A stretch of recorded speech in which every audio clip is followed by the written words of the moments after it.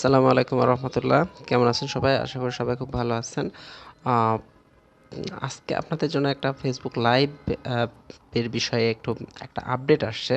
সেটা হলো 19শে ফেব্রুয়ারি থেকে। তো এই আপডেটের বিষয়ে আপনাদের সাথে একটু শেয়ার করি। সেটা হলো updating hour Facebook live video storage policy. তো ফেসবুক লাইভের এখন থেকে আপনি যদি লাইভ করেন, সেই লাইভের ভিডিও যখন লাইভ শেষে আপলোড করা হবে, সেই আপলোডটা 30 দিন পর্যন্ত থাকবে। 30 দিন পরে অটোমেটিক্যালি ফেসবুক এটা রিমুভ করে দিবে।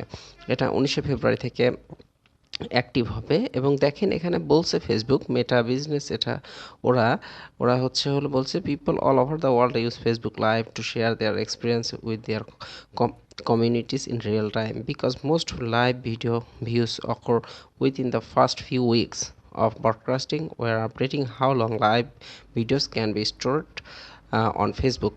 দেখেন ওরা বলছে যে আসলে আহ, অধিকাংশ লাইভ ভিডিও 2 সপ্তাহ কি 3 সপ্তাহ পরেই দেখা যাচ্ছে কি এই ভিডিওটা আসলে ওইভাবে মানুষ আর দেখে না, কিংবা প্রয়োজনও থাকে না, হয়তো বা কোনো কোনো ভিডিওতে থাকে কিন্তু ওভাবে থাকে না।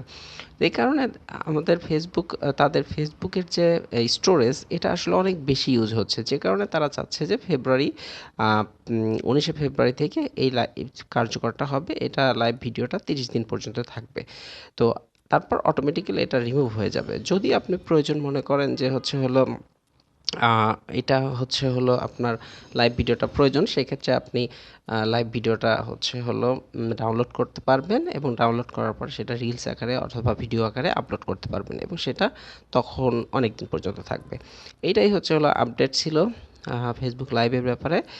আশা করি আপনারা এটা অলরেডি জেনে গেছেন। তারপরও আপনাদেরকে আরও ডিটেলস একটু জানানোর জন্য আমি জানালাম। এবং এছাড়াও আপনি মেটা বিজনেসে এসে এখানে ফেসবুক লাইভের যে পলিসি, ওদের পলিসিটা একবার পড়ে নিতে পারেন। খুব সুন্দরভাবে সে ডিটেলস সব কিছু বলে দিছে। এই তো আপডেট, এবং আমার মনে হয় এটা খুব একটা খারাপ করে নেই, ভালোই হয়েছে। যেটা অপ্রয়োজনীয় সেটা অফ হয়ে যাবে। তো সবাই ভালো থাকেন, ধন্যবাদ। পরবর্তীতে আবার কোনো আপডেট থাকলে আপনাদেরকে জানানো হবে। আল্লাহ হাফেজ।